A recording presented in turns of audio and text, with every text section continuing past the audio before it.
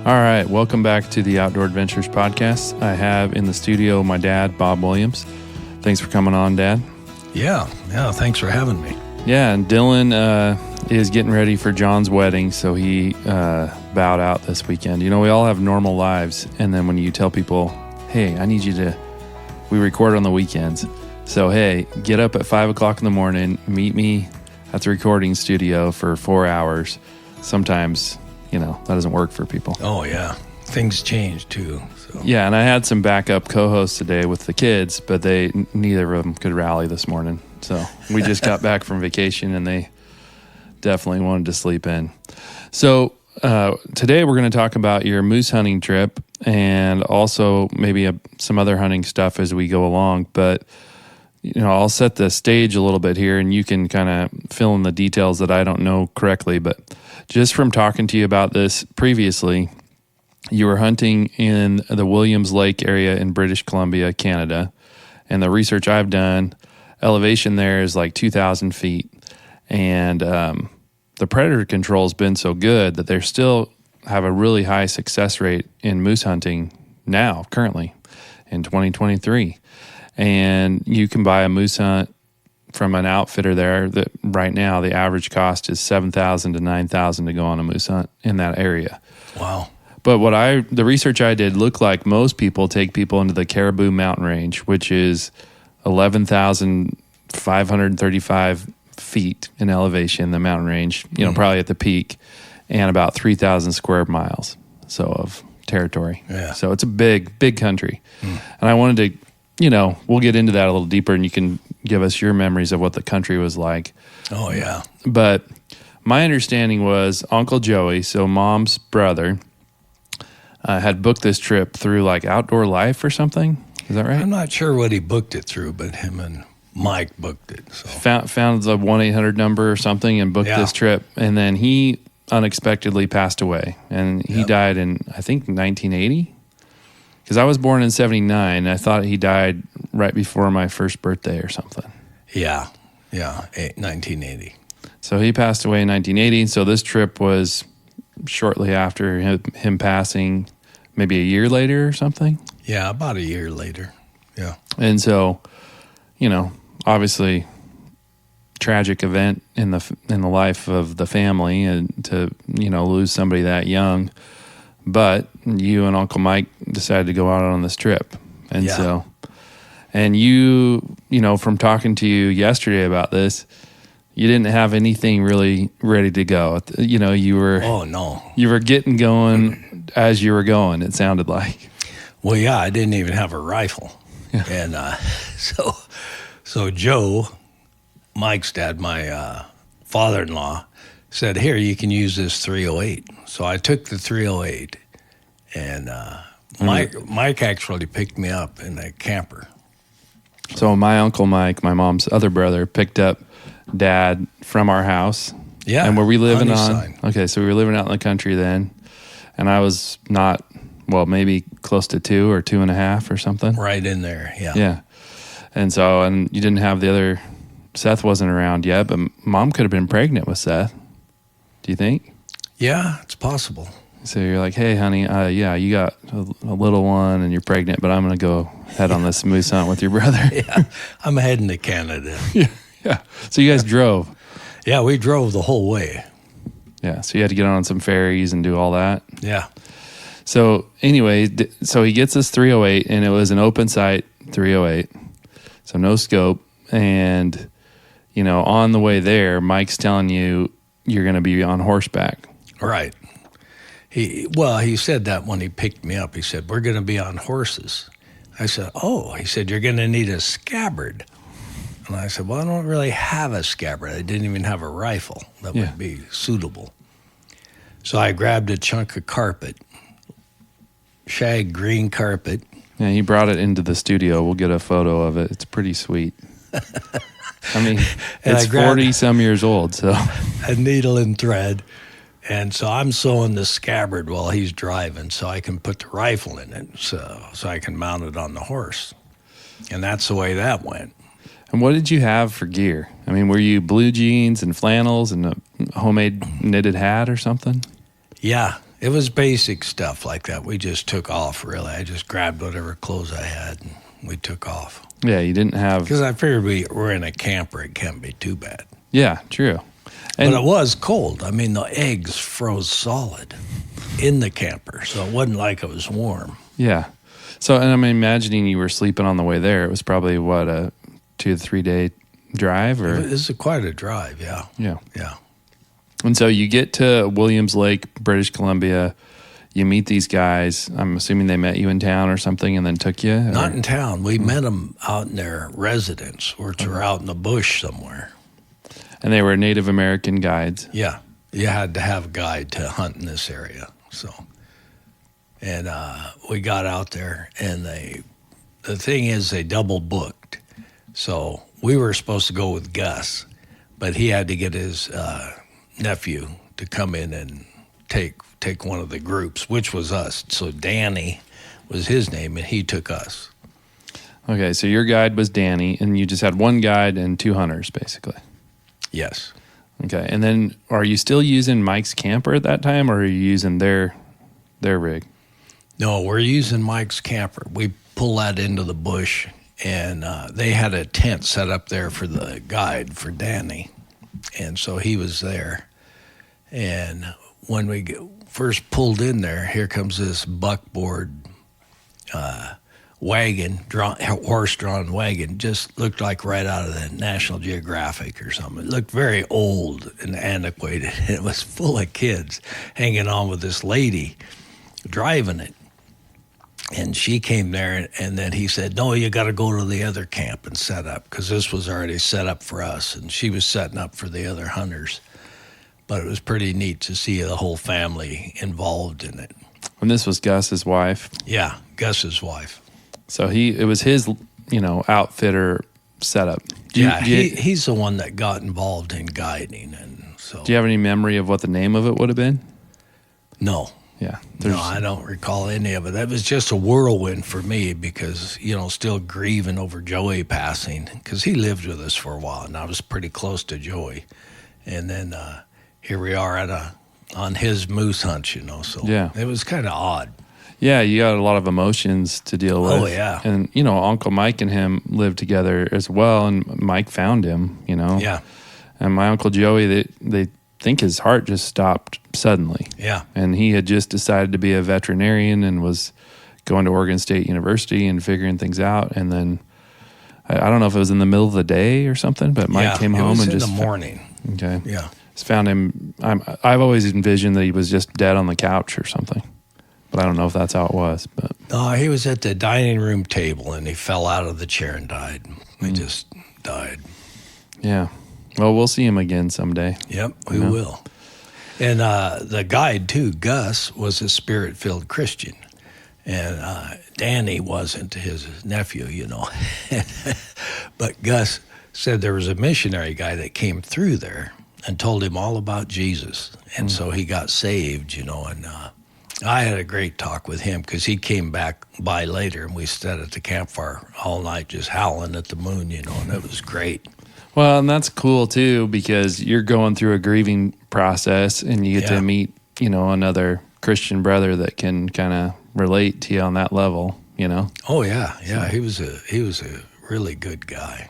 Yeah. And Danny was a good guy, too. He was just younger and, Yeah, a little more cocky, probably. Yeah, he was very cocky and told us a lot of stuff, So, well, let's talk about the hunt itself. So you've told me some of the stories with you and Danny, and then also, so Mike was sick the first day. Oh, yeah, he came down with something. He couldn't get out of bed. And I said, really, Mike? It's our first day. He couldn't do it. And how many days was the hunt supposed to be? Well, I think it just went until you got something within reason. Mm-hmm. I think 3 or 4 days, Mm-hmm. And it was a good area. And they said, now, if you see a grizzly bear, shoot it. But I didn't have a bear tag, and I figured they were just saying, well, you guys shoot them, and then we could say, well, those guys shot them. I don't know what they were thinking. It was coming after them. So I had to be kind of careful there. And because there was a lot, it was the wilderness, there was a lot of wolves and bears. So let's talk about the hunt itself. So you went out that first day with Danny. Yeah. and take us through that story. I know you made a deal with him before you left camp. Yeah. Well, it was as we were going on the horse, we made the deal. Okay. And Danny was, he's guided enough with his, with Gus, so he knew all about it. And he goes, he seen me keep wrestling with my rifle, getting it out of the nap of the carpet scabbard, because I wanted to make sure the sights wouldn't hang up if I had to act fast. And he said, "You're not going to get that rifle out in time." I said, "I'll get it out." And he goes, he says, "Can I shoot your moose?" And it was so funny. And I said, "Danny, if you think he could outshoot me, you go for it." And so he was all happy. He said, "No one ever lets me shoot their moose." I said, "It's fine with me." Yeah, if you can beat me to it. Yeah, if you can beat me to it. And I figured he'd beat me to it, of course, because he's the guide and he's leading. So I thought, well, it's fine with me. I didn't have to shoot the animal. It was just a moose hunt, the whole adventure of being out there in the woods and all that. So anyway, it was pretty funny because we went forever. It was about 10 miles from camp that we were on these horses. And the forest was devastated with a Rocky Mountain pine beetle. So it was like pickup sticks. I couldn't believe these horses. And they had to be kind of rebroke when we first got there. This little Frenchman, they called him. He was about a 10-year-old, 11-year-old little boy that some people just left there when they visited him for something, maybe a hunting party, I don't know, but they left the Frenchman. Which is crazy. So this is early 80s, and somebody just leaves this kid at who knows what age. Left this kid. I don't know what the deal was there, but they said, yeah, they left him. And now they're taking care of him. Oh, yeah, they let him just like one of the family. But he didn't speak. He was probably still traumatized, but he broke the horses all the time. He would do anything, So you got a 10-year-old breaking horses who doesn't talk, right. Who they call the Frenchman. Yeah, they call him the Frenchman. So anyway, we got on those horses. So they're just amazing. I mean, their legs were all scarred from going through those logs and sticks. And so we're doing that. And so Danny's telling me I'm not going to be able to shoot it. I'm not going to even get my rifle out. So he's talking a little trash. He is trash talking me. I said, "You go for it, Danny. You think he can outdo me?" And I figured he would. But the funny thing was, and he just had his under part of the saddle, his rifle. And it was a pretty crude rifle because he just used it like you would out there. Yeah, like those guys you see on TV that shoot the crocodiles with that old rusty 22 or whatever. Right, yeah. Right. It was just, and so when we seen the moose, we came up and there was this herd of moose, not a big herd, like 5 or 6, mostly cows, and there was a bull with them. And so, and they were changing positions all the time, that's just a pattern they do. But anyway, his rifle got stuck on his saddle. I thought it was so funny because he couldn't get it out. And he said, "If you don't drop the reins of your horse when we see a moose, then you got to walk back." And I couldn't find my way back, so I made sure I threw the reins down. And I got off and was watching the moose. Well, he was focused on pulling his rifle out, so he didn't see that the moose took a 90-degree after they went out there so many yards. So he took off where he thought they were, and he was wrong. So I went where they were and, running, jumping over the logs and seeing them. And so I pull up and shoot, and it went down. But it must have bounced right back up when I was watching my footing to run closer, because I didn't see it bounce back up. And so I went a little further, and I seen it standing there, so I shot it again, and it went down. So it was 2 shots, and it was on the ground. Then he comes running from way left and yelling, "You shot cow, you shot cow," because of the light color of a young bull.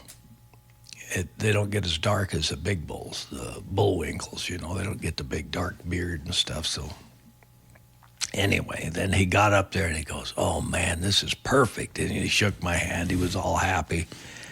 And then he went into automatic pilot, skinning that thing because they're huge. And he had that thing skinned out, chopped up. And I couldn't believe how fast he was. I said, "You want me to give you a head?" He'd go, No. I'd hold the legs for him, that kind of thing. But he just went to town. Got it done. Well, and if you're in bear country, I mean, you want to get it off the ground as soon as you can. Well, that's what he said. He said the minute you get an animal down, they know. They smell it. Yeah. And they're moving that way to just check it out. Even they hear the shot. It's, Yeah. I've heard other guys say it's ringing the dinner bell, and Oh, yeah. yeah. And those moose, I mean, the only experience I've had seeing moose is in Alaska, and they are just such a sight to see. They're so huge. Oh, yeah. Compared like to a anything, horse. Yeah, compared to anything we have around here. But even, I mean, we were just in the Grand Canyon, and the elk that were there, we ran into, I don't know, 7 or 8 cows, and some of them had calves and stuff. But even just seeing an elk, because we just don't see that many elk. Yeah. They're huge. And Oh, yeah. And in a moose, you're adding, I don't know how many more pounds on the hoof, but they're huge. Yeah, they look like a horse when you see them out there. And his horse kept snorting, to it. He'd swat it because that would scare the moose because they know they're on the hunt, So he was trying to train that horse. And my horse had a colt with it. Oh, really? Yeah. So you got a little baby following you? Yeah. Oh. And So she had to stop and nurse every once in a while? Well, she or- was old enough, the baby. So they were training it? Yeah. So was it attached to your horse? No. It was just walking behind? Yeah, it just followed mom. So are you, I mean, describe the pace of that hunt as you're going along on those horses and you say there's, a forest of trees on the ground. Yeah. Are they just barely moving, or are you moving at a pretty good pace? No, they're barely moving. Those horses are going quite slow. And it's all up to Danny, the guide, the pace. Mm-hmm. So he's looking the whole time and scouting. And then we came to this stream, and my horse just went down on her knees to get a drink. And I thought she was throwing me off because I'm not a horseback rider. Right. This was all fairly new. So I had to lean way back. I was practically laying on her. Just to keep from getting Just thrown to keep off. from falling off. And she gets a big drink and then gets back up. I said, "Man, these are beasts, these horses. they don't miss a beat." Well, she we're not- was a sweet horse. She We're not was little very good. guys either. So, No. I mean, that's a strong animal to be able to do that. Oh, yeah. Yeah. Describe the country a little bit. So what are we talking terrain-wise? Is it high elevation? Are you going up and down? Is it similar? Like the pictures that I saw online for at least the Williams Lake area looked similar to around here, kind of. Yeah. I mean, it was... Yeah, it's the only thing is there's so much timber down from the Rocky Mountain pine beetle devastation, the forest, it was cleaning it out. That's why all the trees were down like pickup sticks, So, but it was, other than that, you were up and down at different times, but nothing bad. Yeah, it so it wasn't real steep or canyony or none of that. So Was it rocky where you had to worry about the horse sliding or losing footing or anything? some areas would have a little bit of rock, but not a lot. It was mostly just forest and brush and just crunching along kind of. And he was trying to teach him where to walk and be quiet because he was training the horse that he was on. As you go. Yeah. So, I mean, I know my memory of a story, and you'll have to correct me if this isn't correct, but was Uncle Mike, I don't know if you were in camp or where you were at, but I remember you saying you could see Uncle Mike like on a hillside walking across, and then a while later you'd seen a bear go through there. And I don't know if I have that right or if it was No, before. that's a different hunt. Oh, That was okay. a hunt we actually went with. I know Kathy's mom was with us. I don't know if Joe was there. Grandpa, I don't think so. Was But that, that was a whole different area, a whole different hunt. And that was steep land. And I went walking out of the place where he seen the bear just go into it. oh, okay. So they saw you following the bear, basically. Well, they seen me coming out right where the bear went in. Oh, And geez. I mean, the forest just turned dead quiet. and there was fresh scratches on the trees. So I was right there with him. So I said, uh-oh.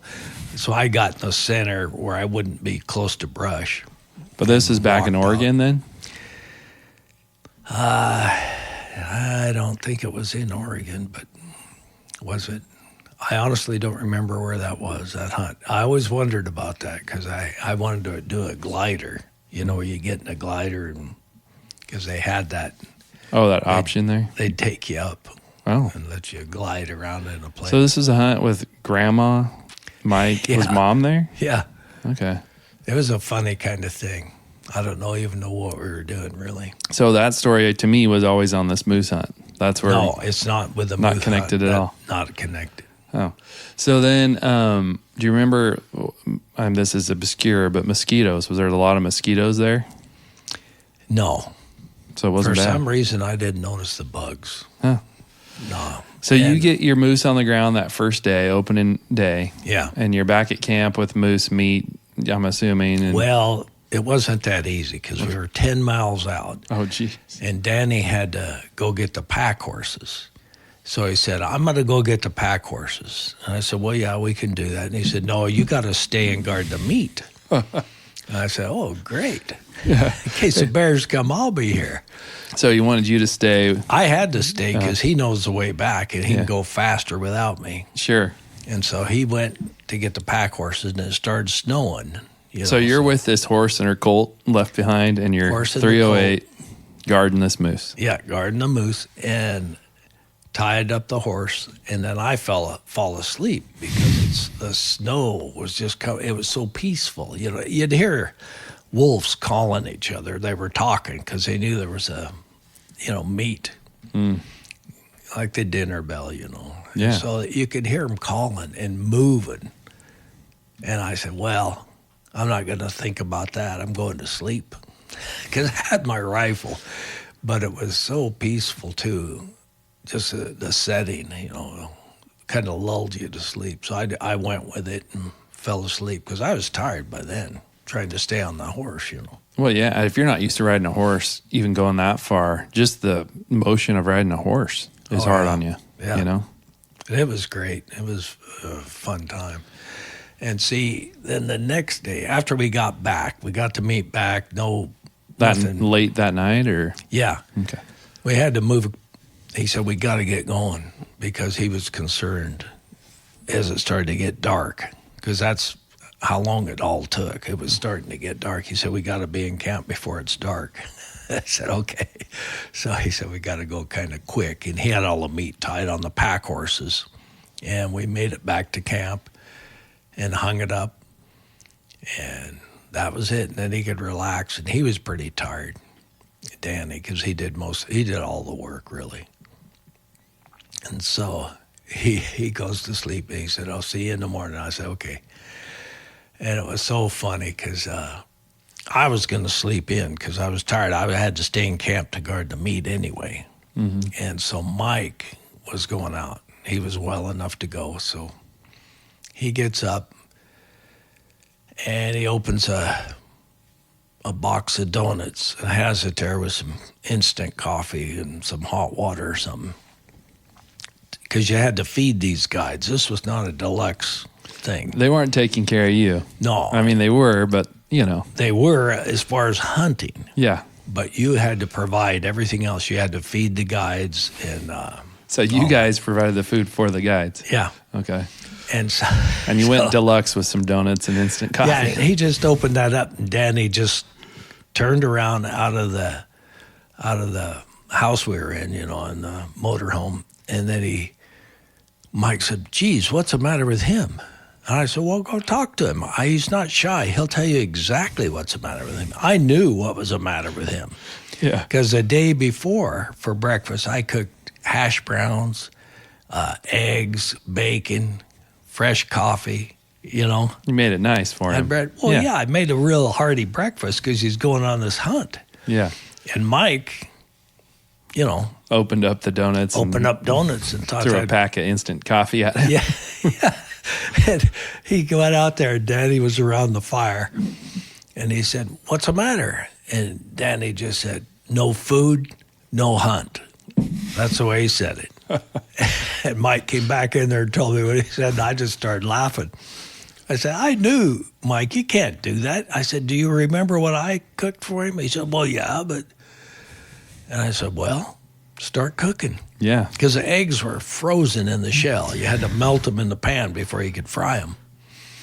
And so he did. Mike cooked for him and then said, okay. And he came in and ate, and then he was happy, you know. Then he was ready to take him after it. hunting. But So it got a late start for that second day, probably. well, a little bit, but not too bad. But I didn't blame Danny, you know, because Mike was just assuming and that wasn't good. So Mike had to learn some of that because Joey always took all of that. Well, and you know, I mean, you would have been, what, 28 years old or something then? Was I that old? Well, because you were what? Yeah. Well, yeah, you would have been 28, 29 probably. Yeah. And then Mike would have been, how much younger is he? 5 years, So probably. he'd be like 24. Yeah. So, I mean, you're kind of kids out there, you Yeah. know? So you've had a little more real world experience Oh, yeah. compared to Mike. Well, but, yeah, we could cook growing up because if I ever told my mom I'm hungry, she'd say, me too, cook me something while you're at it. Yeah. So all us kids learned to cook. You know, at least you could handle a frying pan and carve some venison, sling it in there, you know. Well, and Mike, you know, is the baby of the family. Yeah. So, you know, whenever you're the baby of the family, He was. You know, everybody's kind of took care of you. So you know, those first times having to do things yourself, it's not that easy. It was fun watching him do that because he worked it out. So Yeah. he's capable. He just didn't have to do it with Joey around. So do you know much about, did he get his moose on that second day then too? Did he end up getting one that day? Yeah, he got one. He got a nice bullwinkle, you know, a nice web, a bigger. Well, I remember that bull was taxidermied at Grandma's kind of by the fireplace. Yeah. Was that the same bull? Yeah. So it was always just sitting there, you know, for years. I'm sure it's still around somewhere. Yeah, But, I don't know where it is, but yeah, but that was, you know, it was always a cool thing to see as a kid. Those big old nose on you know, with the paddle and all that. And so, do you remember, you know, do you know the story of his hunt at all? not too much. I can't recall too much, but he said it wasn't bad, and they just went out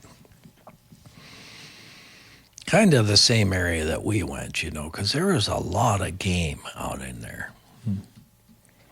And yeah, he seen that thing. I think it was by a pond or a bit of a water, marshy area where he came up on it. So Yeah, and did you guys see any of the predators out there? Did you see any wolves or bears or anything? no, I heard them, but I never seen them, and just heard the wolves, you know, as they were coming around.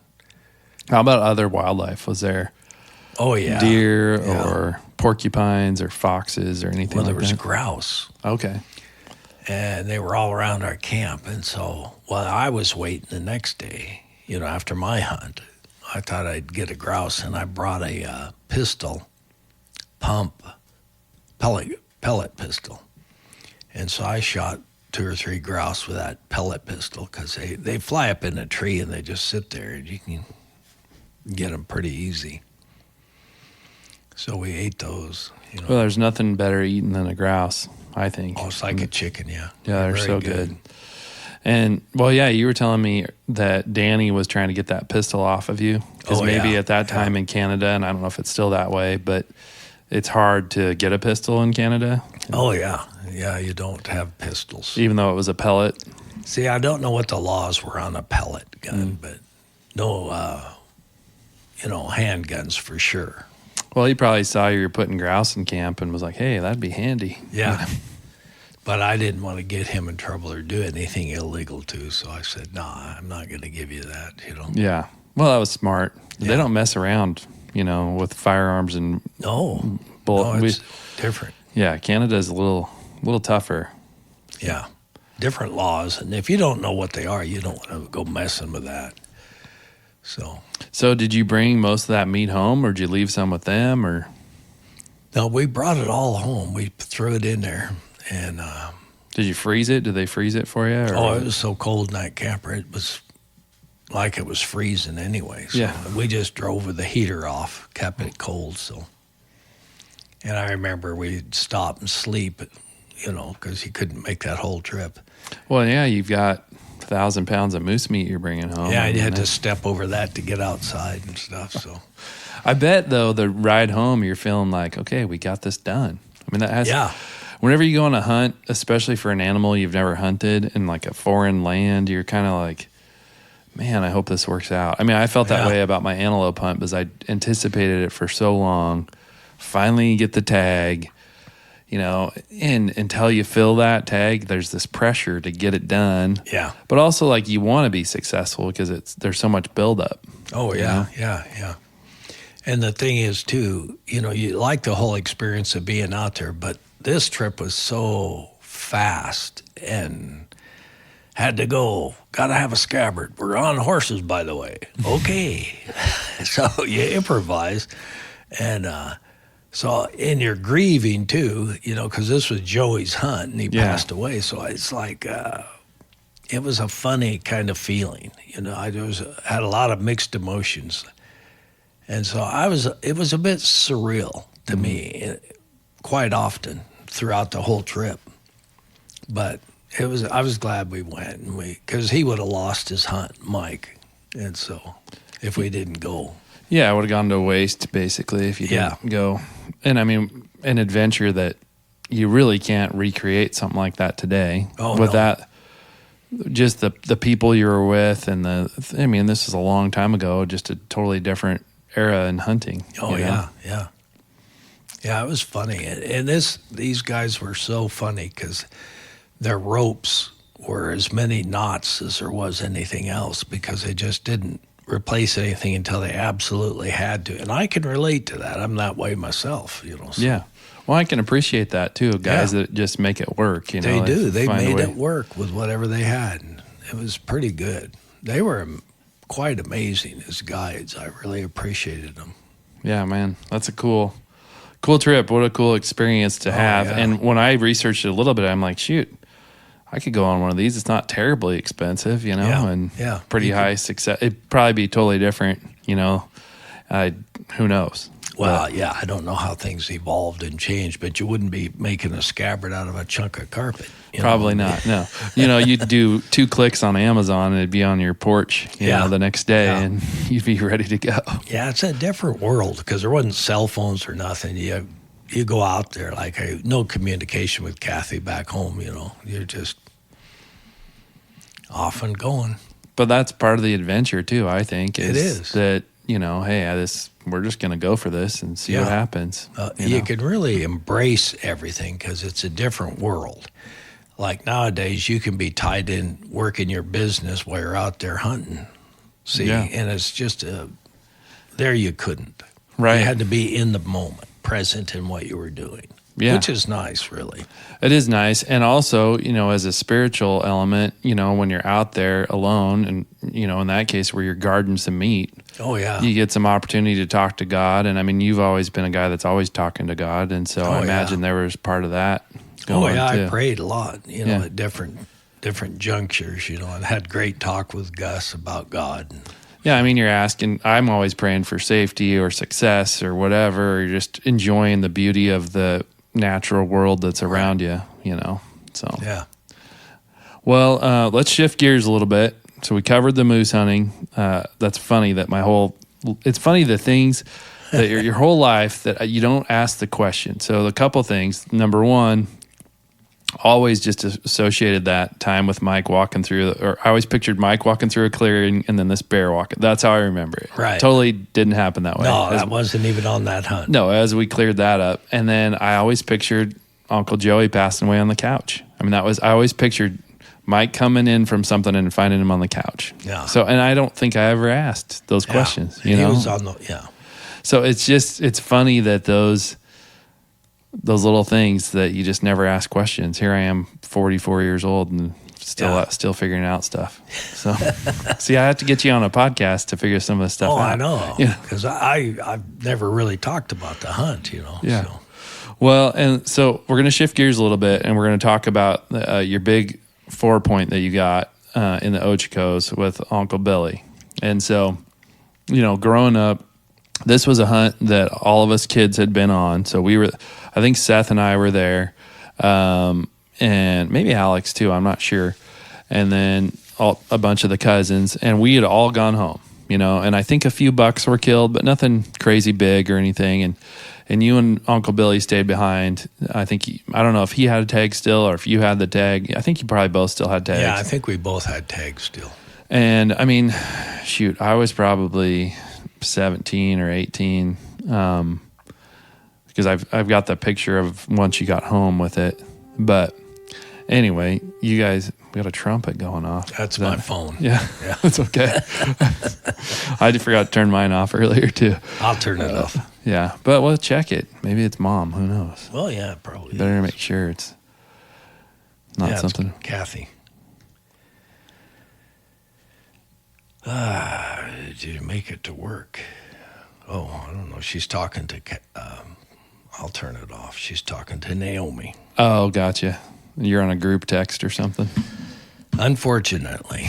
You don't love the group text. I do not like the group text. I don't like them at all. Yeah, because you get everybody chatters and then it's blowing you up. I got 5 sisters and they're all talking about this and that. And then everybody's saying, I like this. I love that. And I'm thinking, what the heck? How come I'm getting the rings when you're talking to Holly? Cindy's Yeah. And then they react with a little heart emoji or something and you get that too. Yeah. And it's okay. I understand it's just communication, but they're not really talking to me. So I say, well, I can't really answer that. So you should just start answering. That makes it more fun. But you also, you guys generally have not been great communicators. No. As a family. So it's good that you have a way to communicate. It is good. Yeah. Yeah. No, it is good because I love all my siblings. So yeah.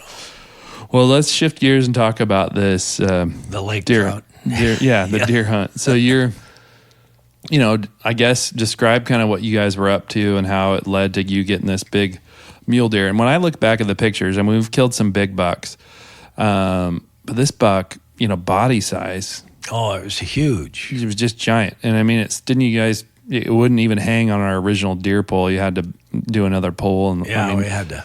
But let's set the scene of how you even got him in the first place. Okay. Well, after everybody left, we said, okay.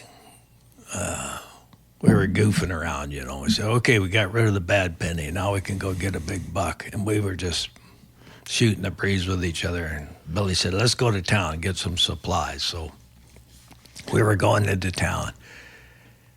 And then, so before we need to elaborate on the bad penny. So that's a family way of saying once, the kids are out of your hair, or maybe somebody came to camp that you didn't want in camp. Once they're gone, and it's like kind of the shiksa or whatever is off of the hunt, and you can get back to just focusing on hunting. Yeah. Yeah. And it was too... and it's not necessarily a mean thing. It's it was just, we were being playful about it, but it was just funny. We were goofing around because we were kind of wanting to keep hunting for some reason. Usually we would be ready to go home too, but we just felt to stay. And so we went into town, got some supplies, and on the way back, I seen this big buck way down to the right in this tall grass, and I go, hey, Billy, take the next right you can find. And so we went, and he turns into this lake, this dry lake bed, and I said, okay, come on, now get ready. And there's a huge buck, the biggest one I ever seen around here. And so we're walking down, trying to be quiet. And I said, no, just get ready. It's right in here. And then this buck just lurches up, And I said, how weird is that? Because it was right there. I could have just popped it. But I said, are you sure this is legal to hunt right here? And we were getting the synopsis out and going through it while this buck is there, and we're debating back and forth and talking. Because there was houses up there awful close by that lake. So we were like in a fishbowl. And all these hunters were at this restaurant. And they came to the window and they had their hands on their hips, because it was about noon, high noon, everybody's having lunch or a late breakfast. And so I said, this is so weird.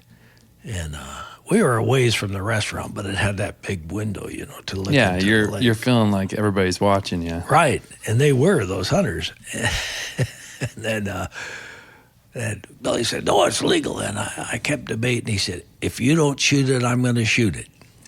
I said, I got it. Okay, so I shot, and then it spun out of sight. We go, what? And because we didn't realize how tall the grass was until we got up there. And the grass was, right up to our chest. And so here's this great big buck laying there, and all this grass around him. It was a beautiful buck. And so he said, man, what a buck, And so we did what we had to do to make it ready, And I said, I can't deal with this here, Billy. I can't. Everybody's looking at us. Yeah. I felt like that. And he said, no, I hate it too. I said, let's just haul it away and we'll gut it down the road because we weren't that far from camp. Mm-hmm. And so we about broke our backs getting it in. We had to take his tailgate off and make a ramp. It was goofy. The standard when you had when we had your brothers on here the last time, they were talking about tailgate ramp. So that's a standard go-to in the Williams family. It's bad when you're doing that because it's just like, oh, come on, you can't even get it up in there. But yeah, I mean, that's a heavy. Oh, especially with the guts. Yeah. Yeah. It was tremendous. I said, we shouldn't have done that, but we did. Then we take it back to our old camp where we always were, and then, of course, some hunters come by because they see it hanging. They came in there and said, where'd you get that? Well, it just wandered in on us. It was pretty funny. And then the reason the buck acted so bizarre is because it was wounded. And so when I shot it, was just crouching back down, winding at springs for one last run to get away from us. And then I shot it. But the reality was it was leg hit by somebody. So somebody had gimped him, shot him in somebody shot him in the leg, got a bad shot. And then as we were going, we looked and we seen some hunter looking in the brush and stuff, and it probably was the guy that shot it, and he was tracking it, by the blood. But he was quite a ways away from him. That's how far that animal went. Well, yeah, and if you shoot a big mule deer in the leg, I mean, you're never going to catch up to that. Yeah.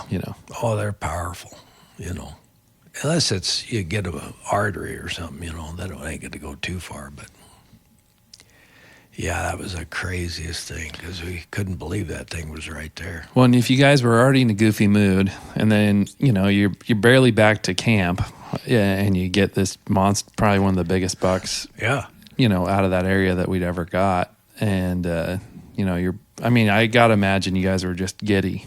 Because I know how you guys can get. We were crazy because we kept looking in the back of the truck. We said, look at that thing. Because we were having a great time. It was so funny. Well, yeah, and the pictures, you guys posed with this thing like it was a celebrity. There's so, I've never, all grown up, you'd get one picture of a deer usually. Yeah. There was one picture with everything. And, honestly, we didn't do a great job of that a lot of times. No, we didn't. Because, you get these memories and you have one picture of it and you have all these other memories in your head, which is fine. But with that one, you guys definitely weren't shy on the pictures. You got a lot of them. Put it in the grapevine at Charlie's house and Charlie posed. Once you guys got home. Yeah. Because Charlie left before us, when you guys left. So yeah. But it was funny. Well, I know we, as kids, when you guys got home and, I got one, we were all excited to come down there and check it out. Oh, yeah. So there's a picture of us all kind of holding the head. But it was quite a deer. Oh, yeah. And, the biggest one we had seen growing up, for it was sure. the biggest one I ever got, Yeah. The one that was bigger than that was the one we found that someone shot, and it was laying That 3-point? Laying down that great big monster that Billy took home, but it was no good. We debated on, how fresh of a kill it was, but we missed it because he said he cooked something, he put it in there, and the whole house reeked. So he said, no, that whole animal was no good. Yeah, that's not what you want. No. To use your tag on, No. So anyway. But yeah, I mean, that was kind of the pinnacle of that unit for us, really. I mean, after that, it was like we went back a few more times. And I know I had an opportunity at a really big old reverted fork and horn with Charlie his first year, but I missed him. And, there's still some big bucks running around. There are. Those pass through there. They'll migrate at different years. Well, and you guys were there, last year, and you got into a couple of them. So. Yeah, we got. Nice 4-point. Yeah. So it's funny how everything cycles back around too. I feel like this year, just the amount of bucks that I'm seeing in velvet just around here, or I was over on the east side last week and I was talking to Dylan actually on the phone as I was driving through my truck, and I'm like, man, there's a monster 6-point. And I don't know, when they're in velvet, who knows how many points it had. They look huge. They do. But I knew it was at least 4, and it looked like it had some extra stuff hanging out. And it was just right on the Bend Redmond Highway, Highway 97, just off to the side, on private property. I mean, he probably never leaves the private, hangs out. Yeah, but I just feel like I'm seeing a lot of nice bucks. So I know the winter was hard in a lot of parts of the country, but I don't think as far as Oregon animals, I feel like they're looking pretty good. Yeah. So. I think it'll be a fine year, Yeah. It's just hard to get tags all the time where you want to hunt. Well, yeah, exactly. I know we're planning, Dylan's been planning this Eastern hunt. He figured I had 100% chance, his wife had 100% chance, and then our cousin Jacob, Chris's son, also had 100% chance. And so he figured, okay, we're going to get those 3 tags no matter what. Yeah. And so he's been planning it since like January or February. Oh, yeah, you got to see, that's the thing. I'm not used to planning. When we grew up, you just got a deer tag and you hunted the entire state wherever you wanted to hunt. Yeah. And then they divided it eastern, western. Well, it seemed like it was just eastern and western before they put it in different areas, but maybe not. But I think you probably were right. I mean, everything seems like it's gradual. They do a little bit here and a little bit there, trying to figure out. And now you got to be in a certain area. Yeah, and there was a meeting while I was out of town. The Department of Fish and Wildlife had a different, they were going to put out the amount of tags per unit, and then the season and all their, I guess they do this meeting every year, but you're allowed to go, either join it electronically or you can go to one of these meetings and just hear about why they're doing what they're doing. So who knows? I mean, it's a complicated thing. And when you got a migratory animal like a mule deer, which is mostly what we've hunted, it's, what the other states do is going to make a difference too. Yeah. And you also have, I think some of them are residents that don't ever leave the state. Oh, I do too. I'm convinced that like not everything migrates. Like some of them just hang out and spend their whole lives in a 7 square mile area. Who knows? Yeah. But anyway, well, I appreciate you coming on and telling those stories, and we'll do it again. We'll try to get your brothers on here again, and get those guys. Get my kids going in the morning one of these days too, or we'll have to do an evening podcast. Well, they had to be tired. I knew they were going to be tired. So. Yeah, they were. Michael did one with me a while back, but we just aired it recently because it was kind of in the vault, if you will, and then I decided to go ahead and put it out there, and he and I had fun doing it. Yeah. So. Well, that's what you got to do more than once, so he gets used to speaking and talking and having fun. Yeah. And I just need to go out and have some more adventures with him so we have something to talk about because it's hard. It's hard to get kids motivated to get out and do something because there's that instant gratification they can get from other things, and learning that patience. And like you said, like such a different time with technology than it used to be for our kids and for all of us, It'd been good if you could even take this stuff out into the woods and do a thing like that, like casting for kids. You could have walked around and interviewed some of those kids because that's really funny. Oh, yeah. Well, we tried. Yeah, so we tried to bring this on John's bachelor party camping trip. We brought all this equipment. We never took it out of the box. So, I mean, we brought it, but it was like, just trying to get motivated to pull it all out and hook it up. We just couldn't do it. Yeah. But I do think eventually maybe we'll get to that place. But yeah, you came out on that Cast for Kids thing. Yeah.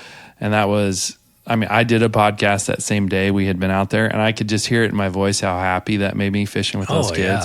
Yeah. Because, and I mean, I think you had the same experience. Oh, I did. It was wonderful. You know, it's day after your birthday, and you got, you know, that. I mean, those kids were so sweet, and the way that they were loving on. I mean, and Jay told us that. You know, Jay Yellis, before we went there, he's like, "You're going to get more out of it than." The kids. And I was like, I don't know, you know. I mean, I love fishing, so I'm always, but yeah, I mean, just the way that those kids treated us was. The guy I was with, he wouldn't let me touch his pole except at certain times. You know, I say, "Here, I can cast that," because he'd drop the bobber at his feet, and he'd go, "No, I got it." He just wanted to do. It was so cute. He just did a great job. But well, he was a sweet little guy too. I mean, he was just hugging on you by the end of it. He hardly, you know, didn't want to let you go. So they're good kids. Yeah, it was neat. Yeah. Well, cool. Well, thanks for coming on the show, and you know, we'll definitely do it again. But all right. Well, thanks for having me. Yeah, and you still got time to get to church. That was the goal. Yeah, I'll make it to church. So yeah, maybe even take Uncle Bobby. So there you go. Yeah. Well, yeah, we get him on here and tell us about his he brewery can tell you in Germany. How they were in Germany, and there's certain guys that are hunters. You can't just be a hunter there. And then you can't, if you run over a deer or something, you got to report to the landowner and work it out. They take it real serious, the game there. Well, yeah, there's not a lot, I don't think. I don't think so. Yeah, I don't really know. But yeah, it's a whole different thing over on the across and it depends the on where you're at and stuff. Yeah. So anyway. All right, well, I love you, Dan. All right, love you too.